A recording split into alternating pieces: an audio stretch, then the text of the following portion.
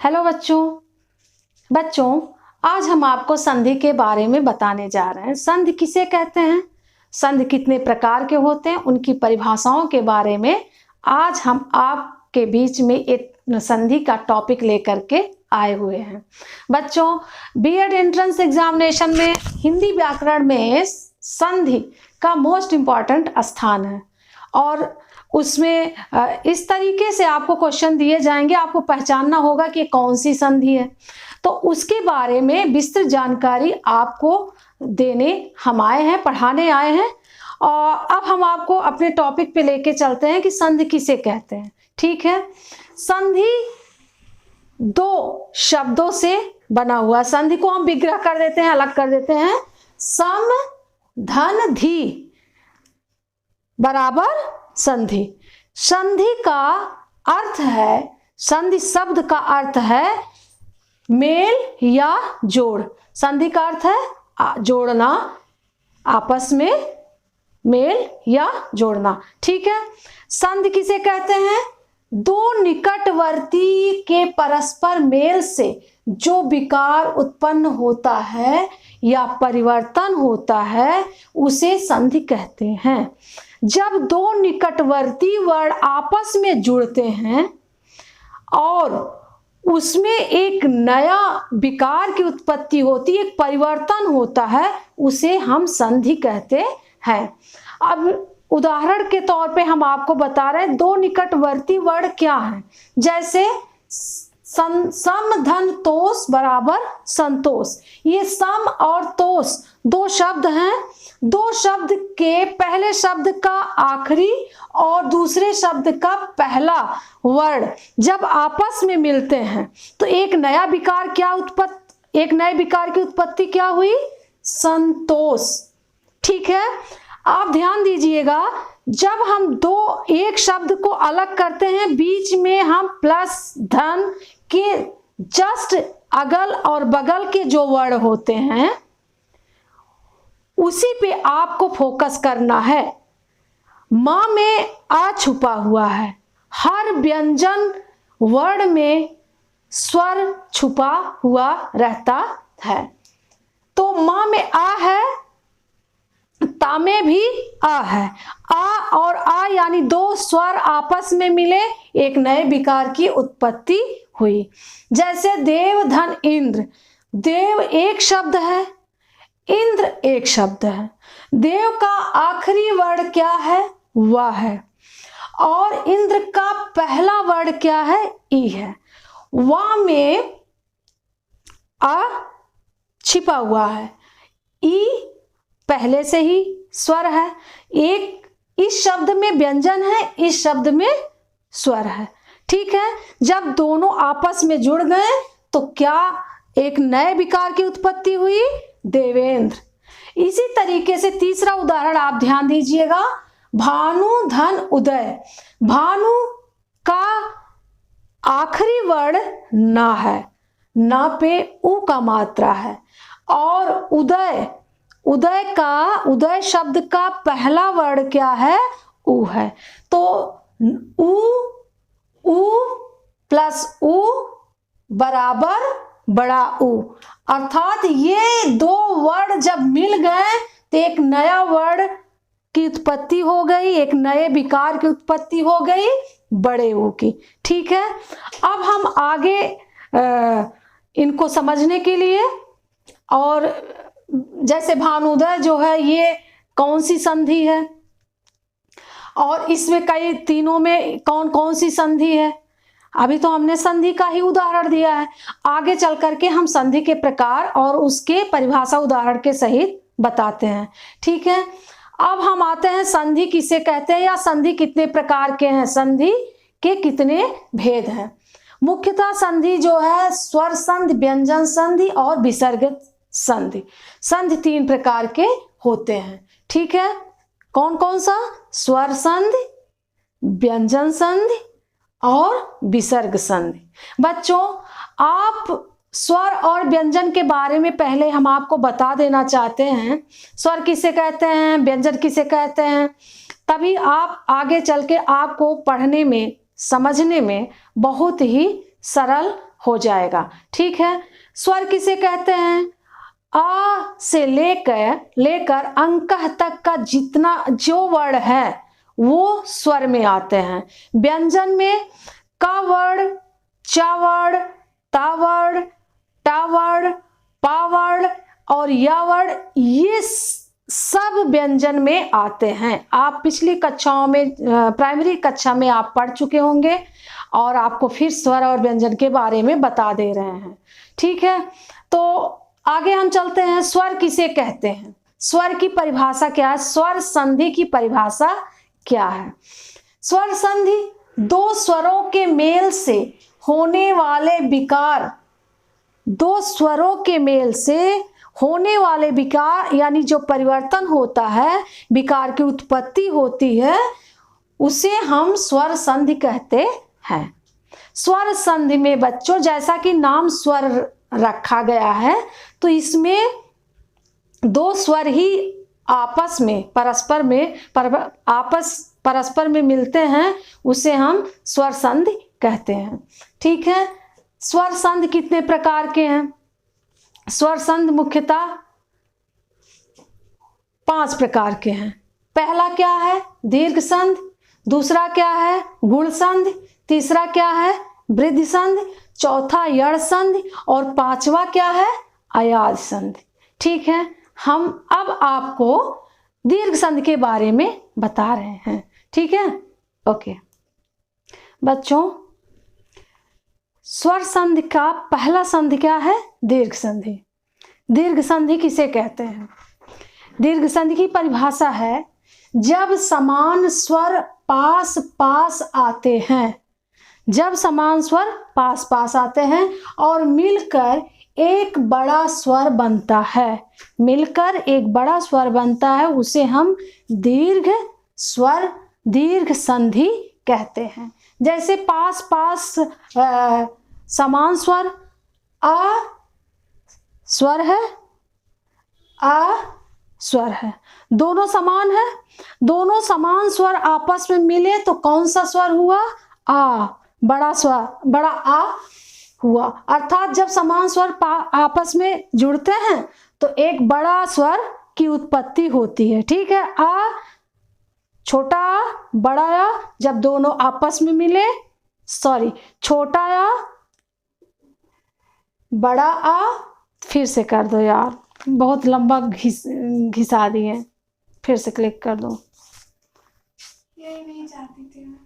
थोड़ा मेहनत कर दो बेटा। इसमें मेहनत नहीं करना रहेगा, जब एडिट करेंगे ना तो वीडियो में बहुत मेहनत लगती है। ये ऐड तो करना पड़ेगा, व्हाइट बोर्ड पे तो पूरा एडजस्ट नहीं हो पा रहा, वो तो करना पड़ेगा। किए हुए थे जिससे हमें कट ना करना पड़े। ये भी इस करना पड़ेगा। चलो स्टार्ट करेंगे। अब समान जो बोल रही हो एक ही बार समान बोलो, फिर तुम उस समान का दूसरा भी बोलो। ठीक है, स्टार्ट एक जैसा, बराबर, देखने में एक जैसा, ये सब भी बोलो।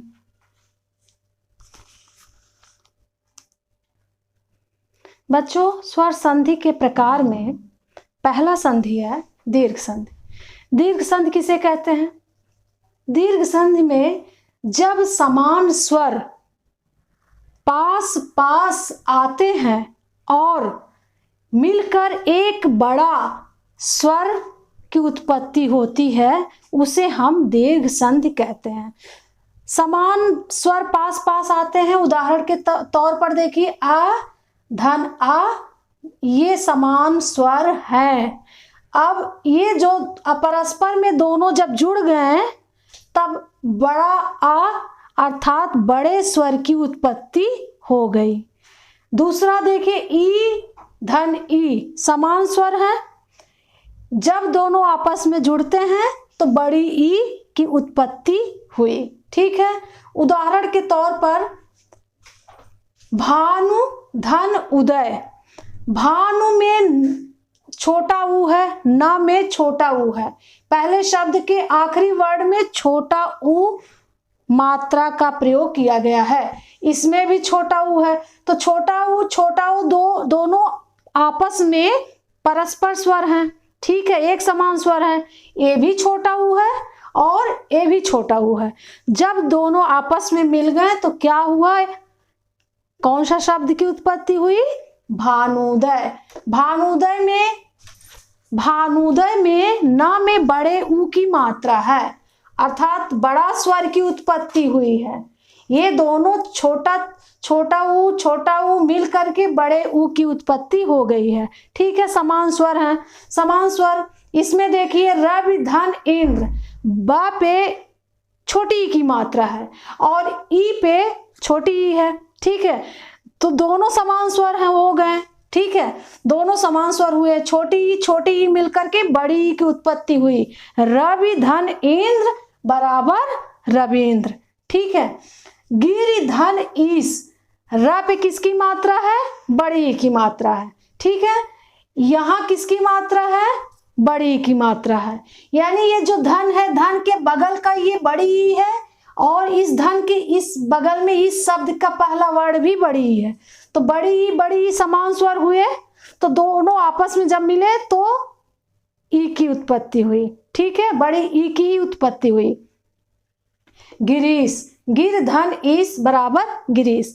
अर्थात बच्चों, दीर्घ संधि में जब समान स्वर आपस में मिलते हैं तो एक बड़े स्वर की उत्पत्ति होती है, उसे हम क्या कहते हैं, दीर्घ संधि कहते हैं, ठीक है।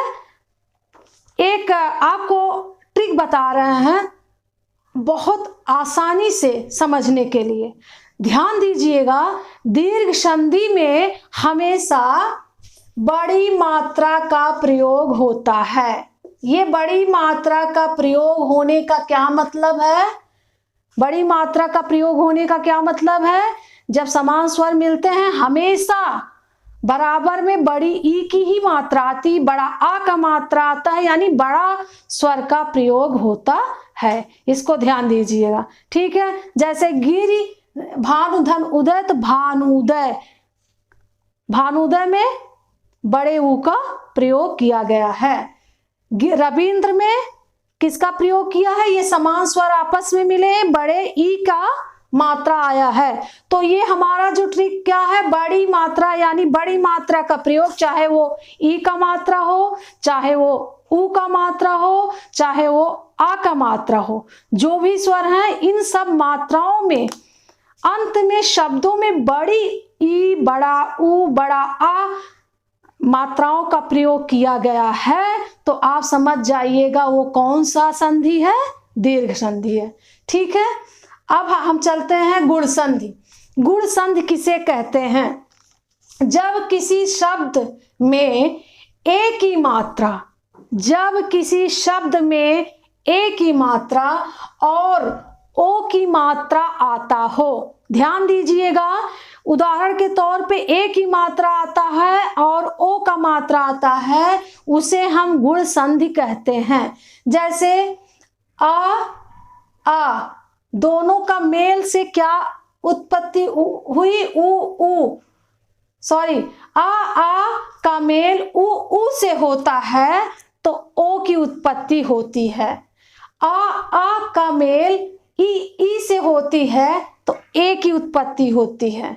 आ का मेल री से होती है तो अर की उत्पत्ति होती है, ठीक है बच्चों।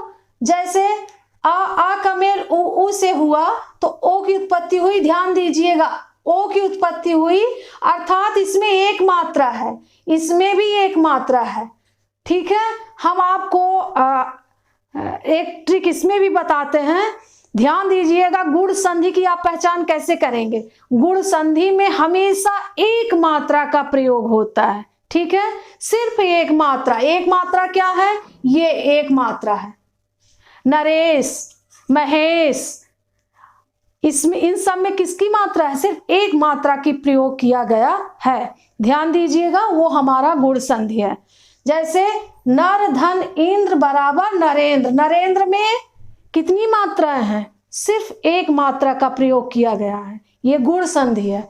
नर धन इंद्र, नरेंद्र हुआ, इसमें एक ही मात्रा आया हुआ है, जैसे कि हम यहाँ पे उदाहरण के तौर पे देखे हुए हैं, देखिए और ई जब मिले तो ए की उत्पत्ति हुई, और आ उ जब मिलते हैं तो ओ की उत्पत्ति होती है। जैसे महा धन उदय, ये आ है, आ धन उ, इस शब्द का आखिरी वर्ण में आ का मात्रा है, और इस शब्द में पहले वर्ण क्या है, उ है। आ और उ आपस में मिलते हैं तो ओ की उत्पत्ति होती है।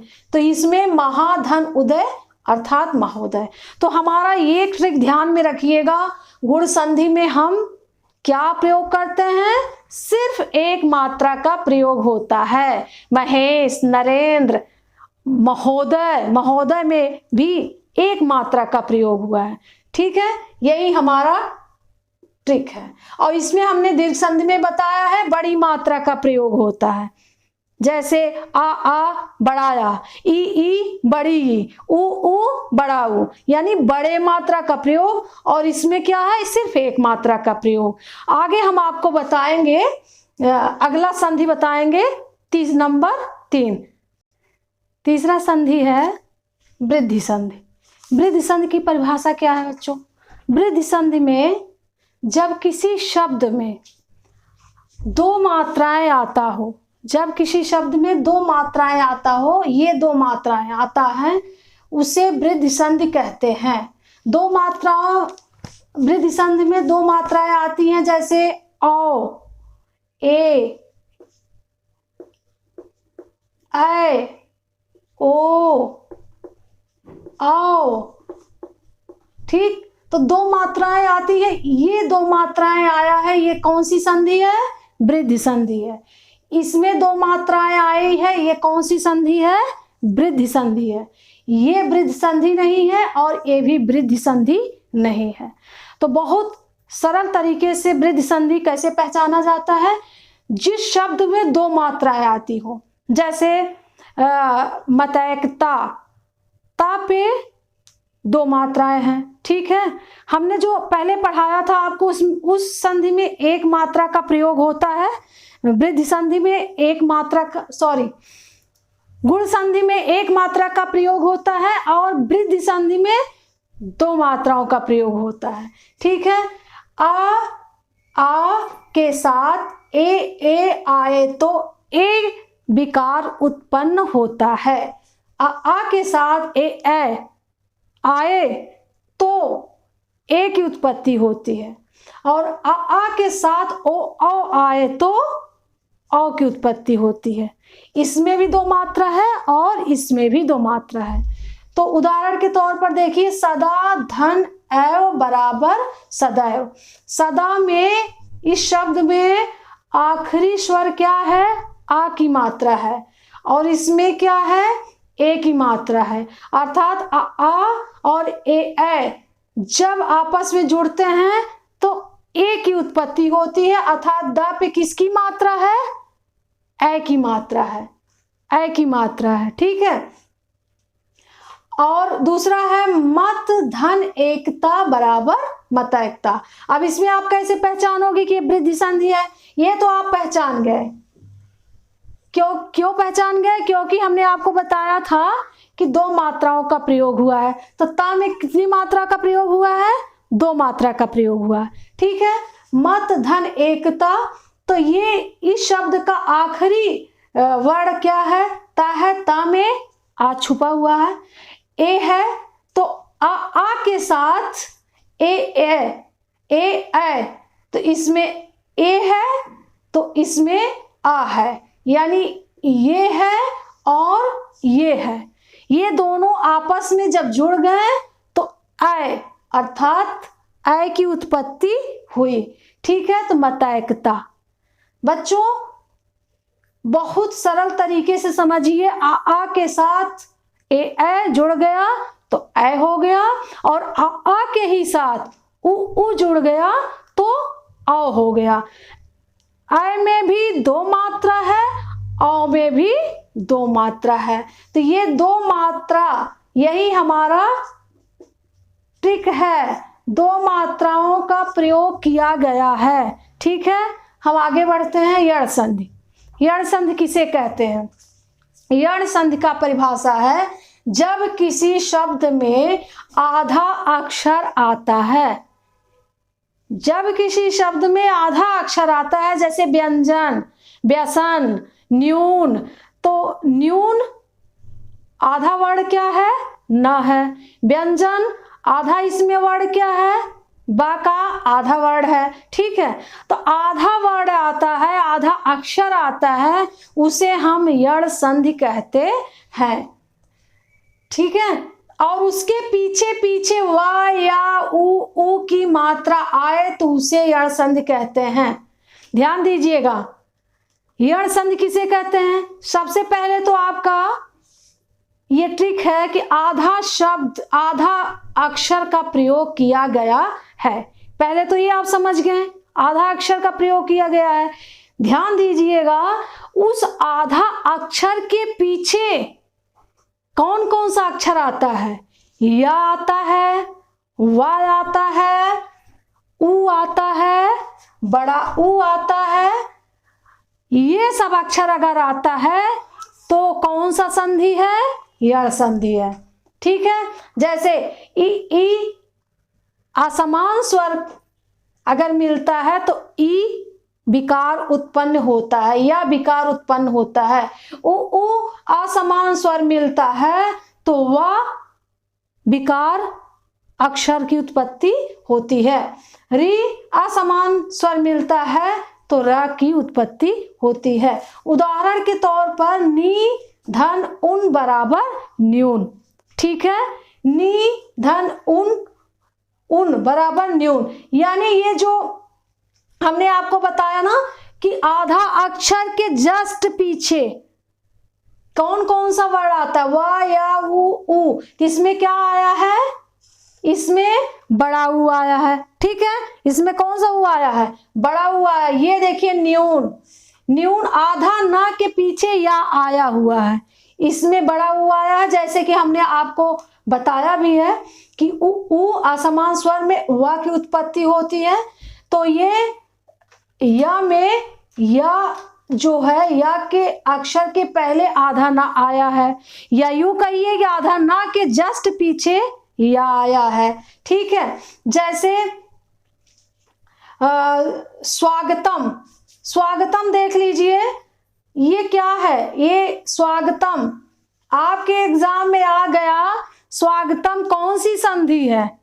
तो तुरंत आप बताएंगे अरे इसमें तो आधा सा आया है, इसका क्या मतलब है? इसका मतलब यण संधि है। ठीक है, जहां पे आधा अक्षर आ जाए आप समझ लीजिए कौन सी संधि है? यण संधि है। और एक बात ध्यान दीजिएगा, आधा अक्षर के पीछे पीछे सिर्फ आप 4 वर्ड याद कर लीजिए क्या क्या आता है। या आता है, वा आता है, या आता है, उ आता है, उ आता है। जैसे ये स्वागतम है, इस आधा अक्षर के जस्ट पीछे वा आया है, ये कौन सी संधि है? यण संधि है। अब इसमें देख लीजिए, ये या है, या के जस्ट पहले आधा ना आया है, आधा ना के जस्ट पीछे या आया है, तो यही हमारा सूत्र भी है यण संधि का। सबसे पहले तो ये ध्यान देना है कि आपको ये जो अक्षर हैं, ये व या उ की जो मात्राएं हैं, इसके ये जस्ट आधा अक्षर के पीछे पीछे चलता रहता है, या कई आधा अक्षर के पीछे पीछे ये सब चलता है, या इन अक्षरों के सब पहले आधा अक्षर आ जाता है। तो बहुत सरल तरीके से हमने आपको बताया कि जहां पर न्यून, व्यंजन, स्वागतम, जहां पे आधा अक्षर का प्रयोग हो जाए, ये तुरंत आप निशान लगा दीजिए, बस यह कौन सी संधि है? यण संधि है। ठीक है, अब आगे बढ़ते हैं। 5वां संधि है अयाद संधि।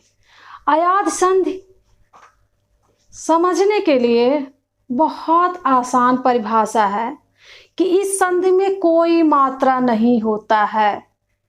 इस संधि में कोई मात्रा का प्रयोग नहीं होता है। जैसे इस संधि में शब्दों में कोई मात्रा ना आए उसे अयाद संधि कहते हैं।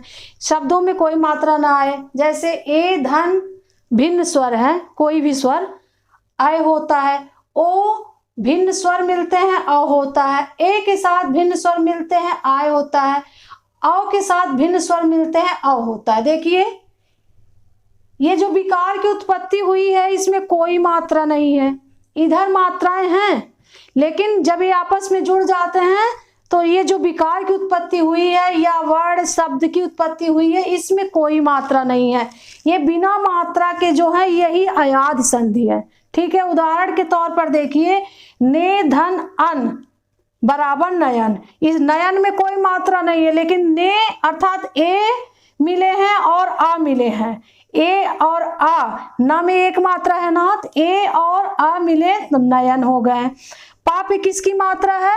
औ का मात्रा है, और ये आ है, यानी औ की मात्रा, ये औ की मात्रा और आ दोनों आपस में जब मिल गए तो पवन, पवन में कोई मात्रा नहीं है। ठीक है बच्चों, आप समझने के लिए समझिएगा कि कोई भी स्वर दे दिया गया है आपको, ओ के साथ, ए के साथ कोई भी दे दिया, ओ के साथ कोई भी स्वर व्यंजन दे दिया, औ के साथ कोई भी स्वर दे दिया, जैसे औ के साथ आ दे दिया, कोई भी भिन्न स्वर दे दिया, औ दे दिया, पवन हो गया। ठीक, तो अयाद संधि का परिभाषा है कि जिस वह संधि, जिस संधि में शब्दों में कोई मात्रा, किसी भी मात्रा का प्रयोग नहीं होता है। कौन सी मात्रा? ए, ओ, औ। यही हमारा ट्रिक भी है। देखिए, ओ, औ, ए की मात्रा का प्रयोग ना होना, उसे हम अयाद संधि कहते हैं। या सरल रूप में समझ लीजिए कि जब आपको कोई शब्द मिले, मतलब एग्जाम में अगर कोई आता है, शब्द आता है और आप देखते हैं कि उसमें कोई मात्रा नहीं है, बस तुरंत समझ जाइए वो कौन सी संधि है? अयाद संधि है। ठीक है, धन्यवाद बच्चों। अब हम आपको व्यंजन शब्द संधि के बारे में बताएंगे।